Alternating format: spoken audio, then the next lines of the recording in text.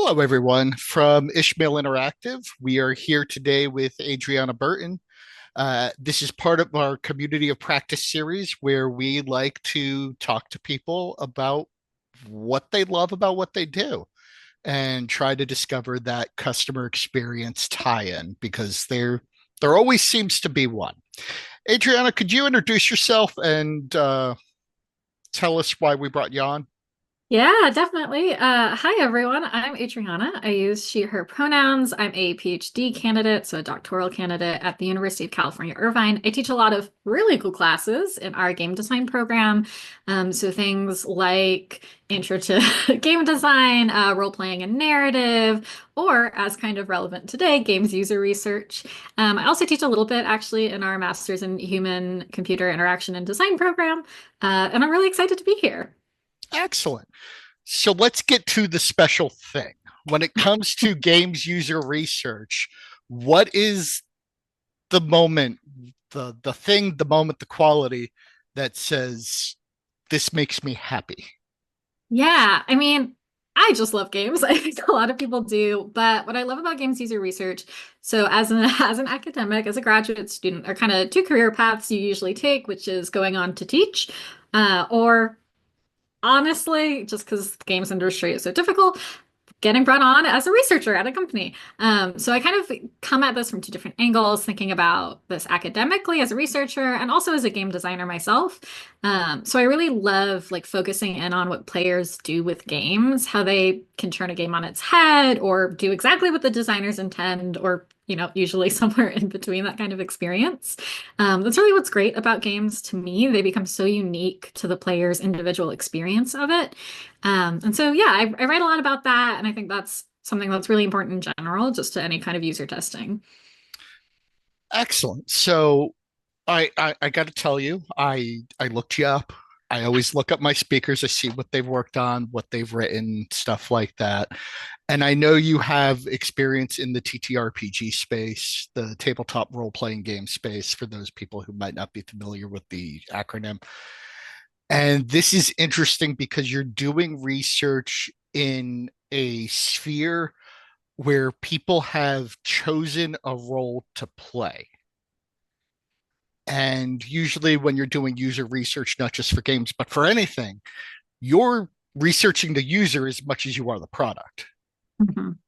So, having that information about people choosing an assumed role that likes to do certain things, what does that add to what you're doing? Yeah, I think, at first you definitely think, oh yeah, like it puts them in more of a box. You can maybe predict maybe a little bit easier, right? But I'm gonna give the cop-out answer here, which is yes and no. There are a lot of upsides, there are also a lot of downsides. Um, so I'm gonna try and also if you like avoid using that kind of jargon stuff. But so usually characters will have a class, you're picking, oh, I want to be the fighter, the damage dealer, or I want to heal other characters and like play more of a support role. And so a lot of the time, depending on the game that you're making, the resources that you have, honestly, you kind of just gotta trust your developers to know what they're doing. Because as a user researcher, it's so difficult. So like you really need to have a lot of honestly interviews with players to get into how to balance that specific class or that specific role that they're trying to play at. Um, so but coming at it from that like research angle, a lot of it honestly is kind of just prioritizing and generalizing. So you want, for example, all of the classes to be enjoyable to play for your players, right? You want it all to be balanced. But there are things that you can prioritize, like, oh, like are my players in general, regardless of class, right, finding this combat system difficult, even if their job is to fight or if their job is to heal. And so we can kind of take that priority and bring it broad scope, put that in a survey, and you get kind of responses to that from all kinds of perspectives of your players. So it's hard to do. So, that's interesting. This is one of those ways in which players, even in one product, just like users who buy one thing, can vary greatly. And looking at the research in the field before we sit down for this conversation, I see a lot of repetition of this statement: test at the extremes. When you're looking for users, test at the extremes. What does that mean and what does it get you? Yeah, I think there are a couple different ways that you can take this. So I think kind of testing the extreme ends of your users or your players, right, can be as simple as making sure you're testing different like skill levels of games, right? So for example, let's pick a genre, say a puzzle game. If you're developing something like Blueprints, which just released and is like super popular right now, you as a designer, you really want to make sure that this is the kind of game that puzzle experts, like people who play the New York Times crosswords all the time, they find this game still challenging, but you also want to make it more accessible so you still have, your average Joe kind of buying your game and interacting with it. There's also a lot of different things I think when we say testing at the extremes other that kind of like difficulty scale and kind of finding a way to get, not just your target audience and design for a little bit more outside of that. So for example, we can think about accessibility.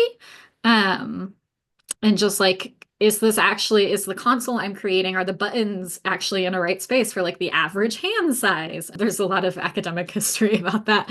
And the answer is no. Consoles used to be really poorly designed.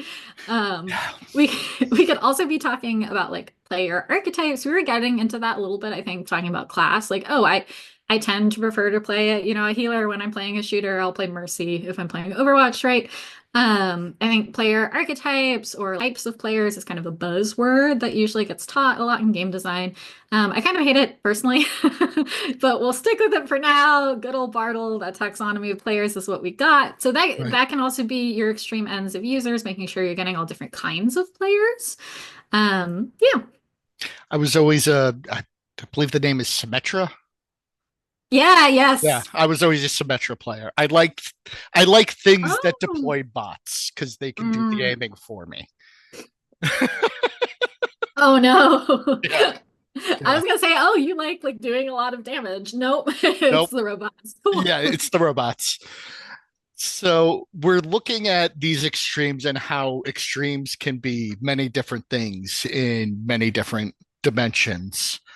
And one extreme I come up against, not just in games, but in really anywhere, is you can have a single product or service, but it is designed for people who want to employ very different behaviors.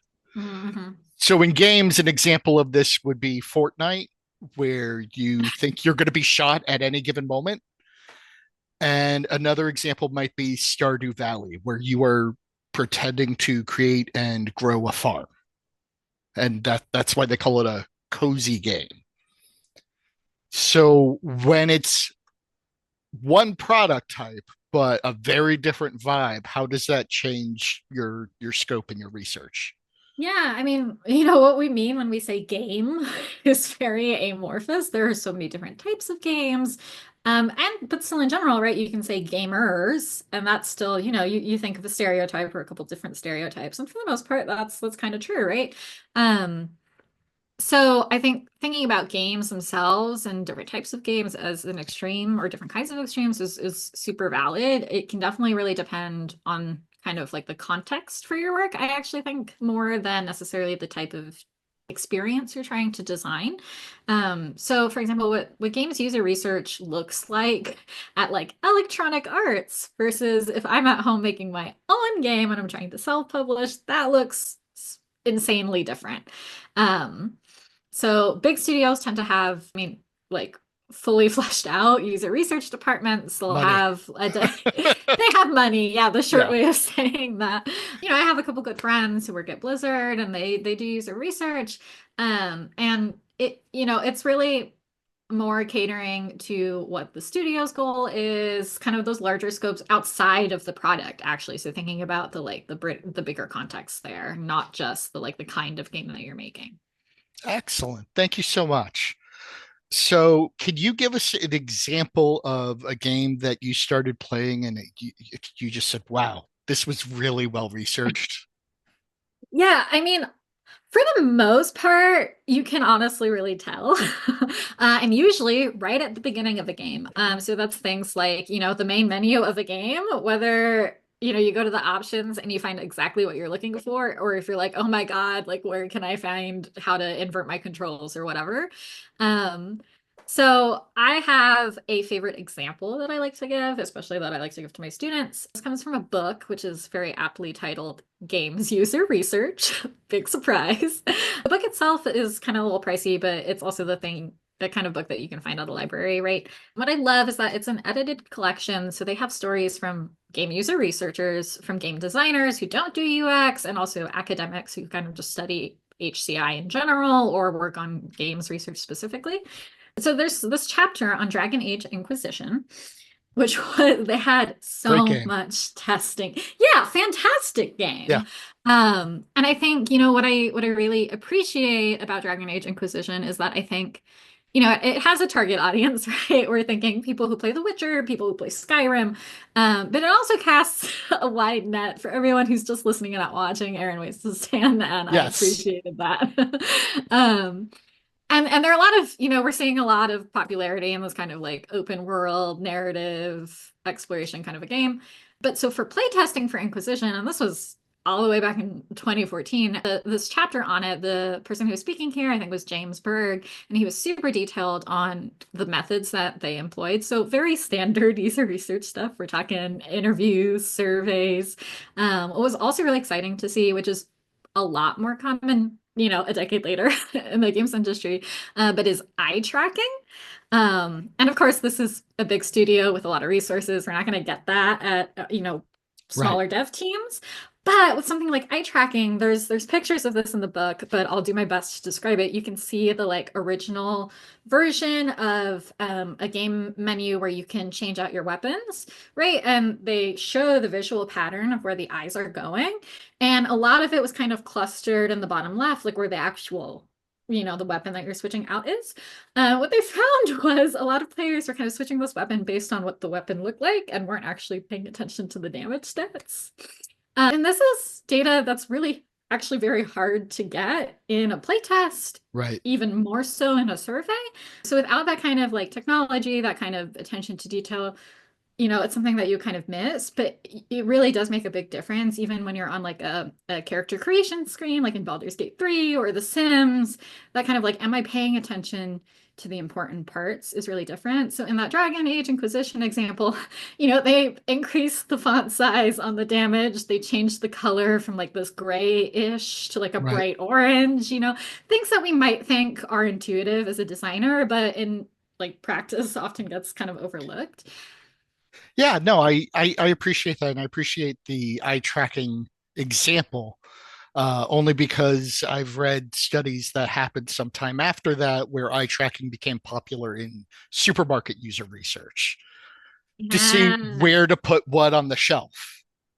So in this way, video game studios with lots of money sort of end up being laboratories for user research where they innovate something other people will use, Yeah. which is always nice to see. Yeah, I mean, it's the same technology applied for super different contexts, super different reasons, but at the end of the day, it's like trying how to better understand an experience for your consumer, which is honestly really important. Still the goal. Yeah. Yeah. So we've talked about user research as it happens in games and how that can travel out to other industries a little with the supermarket example. Now I want to talk about sort of the other way around, where other industries Sure. try doing their things, but taking from games. And in this way, I'm speaking to gamification. Yeah. I want to teach somebody something. I want them to do something. Let's make it a game. You're a teacher. You've done game research. You've done games. How do you feel about this trend? Because it seems like people are using it almost as a magic wand of teaching, and I'm not sure how well that sets. Yeah, I mean, I think gamification is definitely a buzzword and it can be really helpful. I'm going to give you that same cop out yes and no kind of an answer here. It's not a magical solution. It really works best, and I think this is what draws people to it, regardless of their field. It really works best when you are trying to spark motivation for whoever your user or your player is.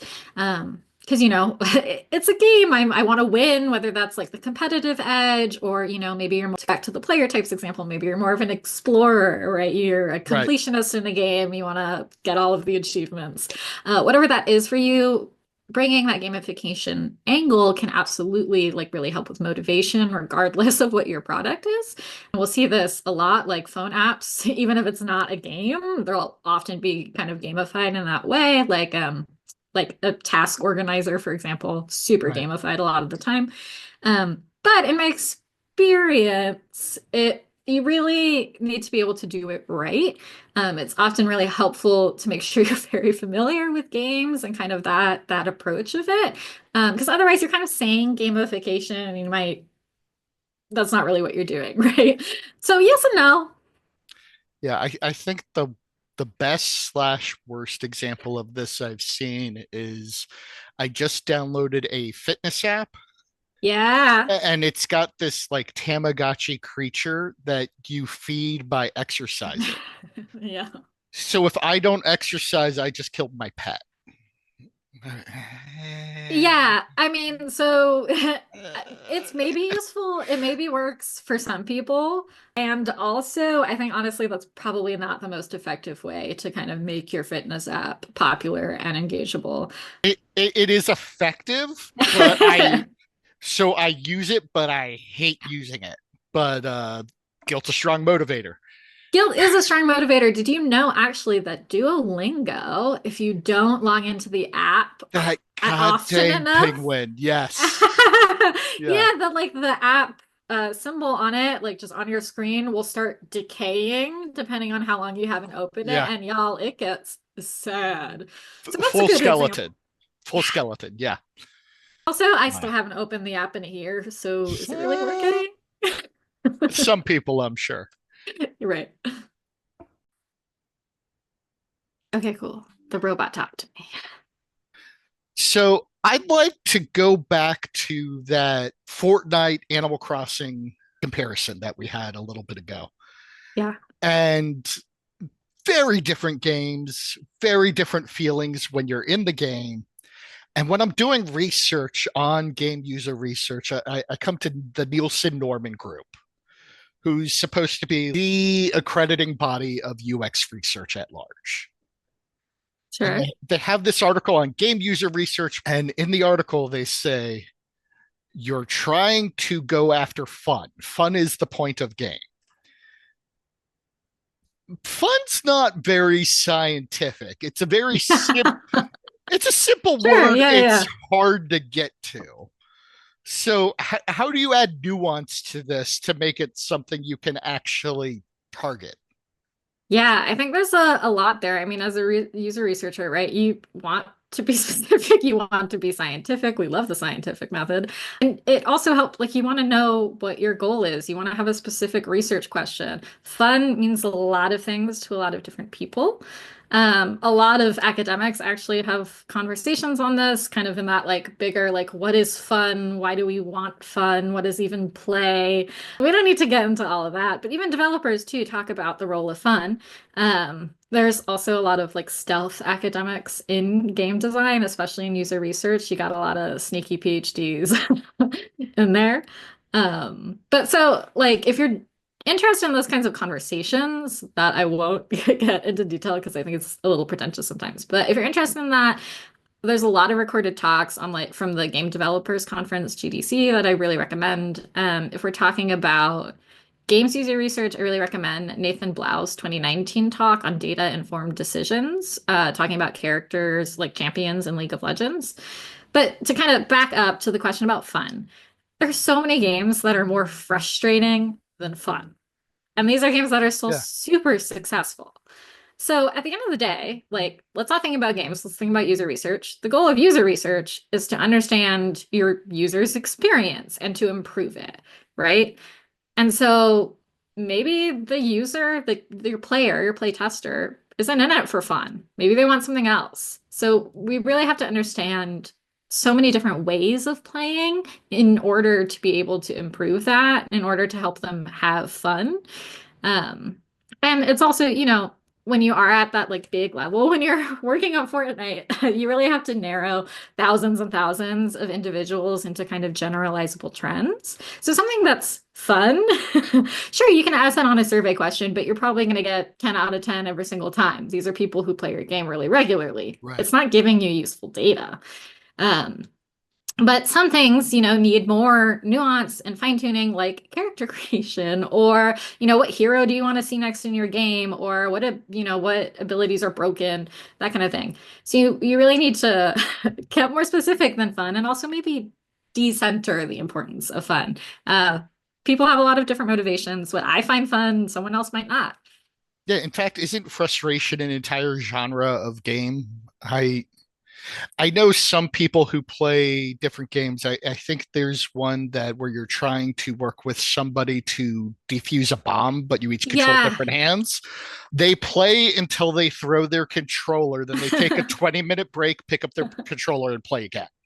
Well, and there's a reason why like rage quit videos, right, are like such a thing on YouTube. If you're into like watching video game live streams, or even, I kind of hate to admit this, but grain of salt, internet, don't come for me. Love The Last of Us. I love the story that they're telling. I love Abby. Like, there's a lot of complicated I'm a fan. conversations. It's complicated, but there's a reason why a video of someone just like as the character throwing themselves off a cliff, like a lot, Yeah. million and some views, right? Like you feel a lot of different kinds of feelings when you're playing a game, and sometimes you need to scream about it. And sometimes it's fun frustration, sometimes it's not. Like Octodad, I Am Bread, these are great, notorious, fun question mark games.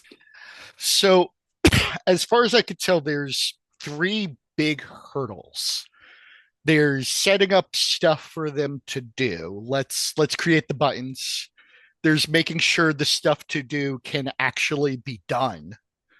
Can I hit the Yes. buttons? All that accessibility stuff. And then there's the feeling they have after they do it. I know I'm shooting very generalized language here, supremely Yeah. generalized language. But even at that level, it's a multi-dimensional answer, three different things that you're chasing. Yeah. So when you are trying to say, my research says this is what makes winner, and Hmm. it's so complicated that it's not something you can count. It's not this game wins because we could get over 10,000 users. How do you express a winner? How do you know when you have something? Yeah, I mean, and we can think about this in like the big level of, am I going to win Game of the Year this year, right? Or even, am I just going to sell a lot of products? Or Right. even smaller, like, is this one change the best change? How do I determine like what is actually best, the solution here? And the hard answer is that there's usually not a clear-cut solution to a lot of these things. First, two, like a lot of those will think about like a game loop, right? Of like, is the tutorial here clear? Do you know what to do? Can you like do that enough times that it makes sense? It's pretty doable. People will still struggle if it's kind of just the nature. There are always outliers, right? And that's kind of where like Reddit and IGN game guides pick up the slack for you as a designer, right? If people can't figure something out, go look it up, go Google it. Someone's figured out the answer to the puzzle or where this one item is hidden. Who knows? Um, and so, kind of as a designer or even a researcher, you really want to focus on what you can do to improve and kind of pick the direction that you want to go in. So, we were talking about earlier, Baldur's Gate 3 doesn't even try to do something that isn't turn-based combat. There's kind of no point. Their audience is D&D players. That's it. Um, so you really have to accept the limitations of what you can do and plan according to what matters to you as a designer, as a researcher the most. Um, or, sometimes it'll be what makes your company the most money, right? Not necessarily what tells the best story or makes the best experience. So it kind of depends where you're at, but kind of recognizing there are many different paths to get to the outcome that you want. So I try to take these lessons when I'm researching a topic and I try to extend them to other fields. And the thing that struck me is when you go to IKEA, they put everything in a circle, so it's like touring a house. Yeah, yeah. And every time I go to IKEA, people still do the circle wrong. Yes, all the time. I am So guilty of that. even the simple practice of walk in a circle, I guess you just can't foolproof these things. Well, Okay. and also sometimes, again, it's that question of fun. Maybe I want to do it wrong. Yeah, I see that. I could see that. So let's play the we're gonna get smart game. And Sure. we talk to a lot of people from a lot of different fields, just looking for people who really enjoy what they do. Mhm. And we try to show how it extends to other places. If they if somebody who's listening to this wants to learn more so they can grab the good bits and apply it to their work, Sure. you've mentioned a few places already, but where would they go?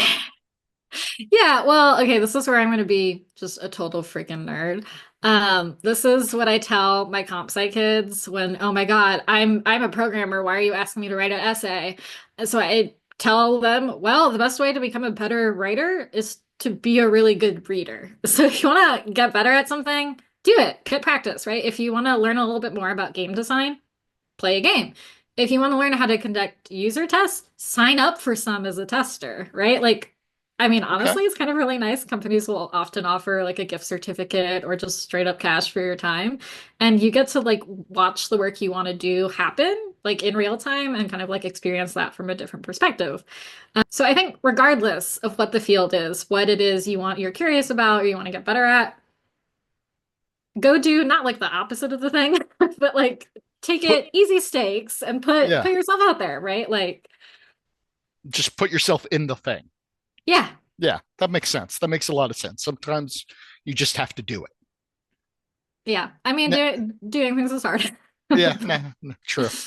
So let's take this idea of the knowledge and the practices that you go after and where we can extend them.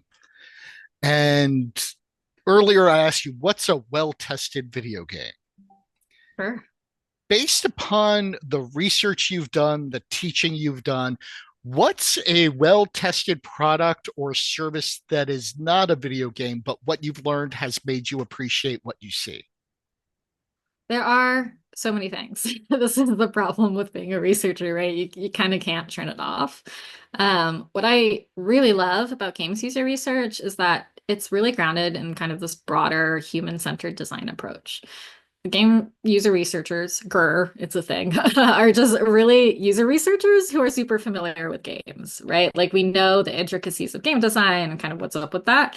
But we really want to focus on the player, or in most cases, the user, right? So, I mean, even things like LinkedIn, which seems so like basic and boring. Everyone's on LinkedIn if you want to find a job in this economy. And you can tell some things about how they user test or how they approach kind of user testing already because I can tell exactly how they're tracking my behavior like fairly aggressively, right? Like if at any point I had premium on, I'll get those emails like, ah, it's been 3 months. Don't you want another free trial? So they're clearly collecting a lot of data, right? Um, and kind of in this example, though it's LinkedIn, it's kind of impossible to churn your user away from your system at that point, right? Like people are here because they need to turn in their They resume. they got to be there. Yeah. Yeah, they got to be there. So, I mean, why even user test?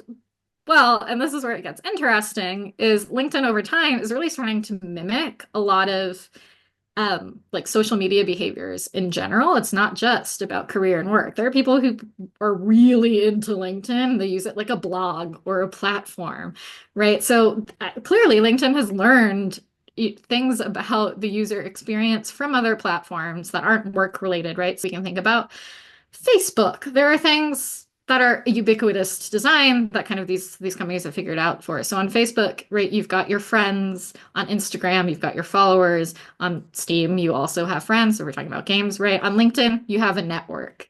These are just kind of, and you have it displayed at the bar at the top with pretty little options that tell you what to do. So there a lot of the times go look at all the other things, see what they're doing right, Yeah. and kind of copy that.